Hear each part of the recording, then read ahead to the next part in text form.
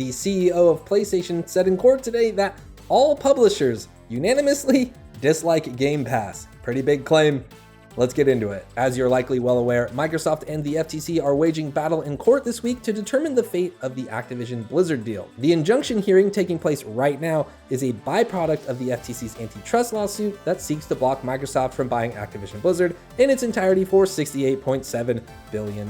If the injunction is approved, Microsoft will be forced to face the FTC in court again for a full trial in August before they can legally close the deal in the US. An injunction is basically just a motion that tries to prevent somebody from doing something illegal. In this case, that's the FTC. They're telling the United States government, hey, we think Microsoft is about to do something illegal by signing this deal, so please stop them. And that's what the injunction hearing is about. If that happens, Microsoft will also be forced to pay Activision Blizzard an extra $3 billion for missing the original closing deadline. However, if Microsoft wins the injunction hearing, that means the FTC doesn't have a strong legal grounding for their case, and the deal could go through before the July 18th deadline. Microsoft would likely still have to go to court with the FTC in August, but it will be an even harder case for the regulator to win at that point. Returning to the ongoing injunction hearing that's happening this week, Jim Ryan's pre-recorded video deposition was heard in court today, and he had a lot to say. As transcribed by VGC's Tom Ivan, Ryan told PlayStation investors in 2022 that Microsoft was driven to acquire Activision Blizzard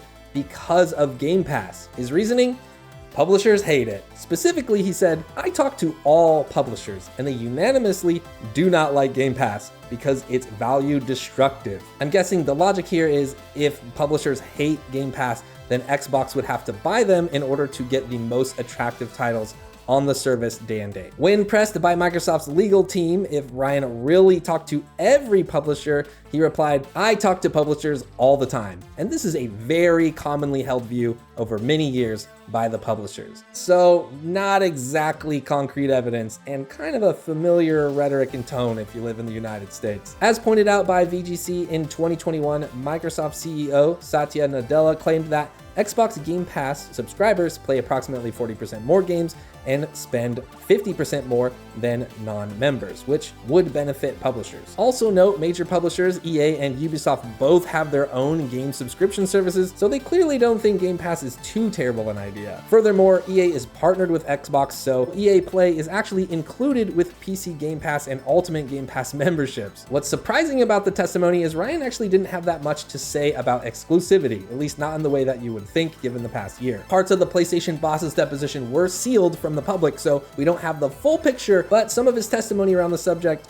might surprise you. When asked about Redfall being an Xbox console exclusive, Ryan said, I don't like it, but I have no quarrel with it. Furthermore, when asked about the much more largely anticipated Starfield, he said, I don't like it, but I don't view it as anti-competitive. Now again, Ryan has spent trying to get regulators to block the Activision deal based on the premise that Call of Duty becoming Xbox exclusive would be crucially anti-competitive. Obviously, there are major differences between these two games, but if there was a segment in Ryan's deposition that explained his thoughts on how a major title like Starfield being exclusive isn't anti-competitive, but exclusive Call of Duty titles are, that wasn't released to the public. On the contrary, Ryan actually said he has no problem with exclusives as a differentiating factor between consoles. Apparently, Ryan was open to negotiating a deal with Xbox as late as spring in 2022, but an email from Microsoft's head of gaming, Phil Spencer, quote, really set alarm bells ringing, end quote. Note, Sony is on record as early as July denouncing the Activision deal to regulators in Brazil. PlayStation's major concerns, based on Ryan's testimony, seem to be less about exclusivity and more around Xbox's ability to convert PlayStation players to Xbox owners with the allure of Game Pass. That would be, of course, in addition to Xbox's ability to have complete control over an IP like Call of Duty if the acquisition were to come through. Ryan also argued in his testimony that the Activision acquisition could stifle creativity. He cited that giving Activision early access to PS5 hardware is what helped Sony to develop DualSense controllers, but that type of access would stop post-acquisition to prevent crucial hardware secrets from leaking to a direct competitor. With those last 2 points, I think there's a lot to talk about in the comments, but that's where we're going to end this video for today. If you want to see more of what Jim Ryan said during his deposition, Steven Totillo over at Axios has it all broken down pretty well in a Twitter thread, and IGN's Rebecca Valentine is also doing some real stand-up reporting, so be sure and check that out. There are links in the description. As always, be sure to share your own thoughts with us in the comments. Thank you so much for watching, and for more video game news and updates, stay tuned right here to Inside Gaming.